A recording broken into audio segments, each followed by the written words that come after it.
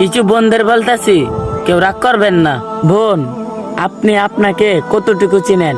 আপনি কি জানেন ইসলামের সর্বপ্রথম শহীদ হচ্ছেন মহিলা? আপনি কি জানেন সর্বপ্রথম ইসলাম গ্রহণ করেছেন একজন মহিলা? আপনি কি জানেন আল্লাহ তাআলা একজনকে সালাম দিয়েছিলেন, আর তিনি ছিলেন একজন মহিলা? আপনি কি জানেন আপনার যখন সন্তান জন্ম হয়, তখন যদি আপনি মারা যান, আল্লাহ তাআলা আপনাকে শহীদ মৃত্যু দান করেন? হে আমার বোন, কেন এই সামান্য জিন্দিগি পেয়ে আল্লাহর নাফরমানি করছেন? 5,000 টাকা দিয়ে চুলে স্লিক করতে পারেন, কিন্তু 5 টাকা দিয়ে ভ্যান কিনে চুল বাঁধতে পারেন না। কেন এই খোলা আকাশের নিচে আপনার চুলটা ছেড়ে দিয়ে ঘুরেন? 4,000 টাকা দিয়ে দামি জামা কিনতে পারেন, কিন্তু 100 টাকা দিয়ে একটা ওড়না কিনে আপনার বুকটা রাখতে পারেন না।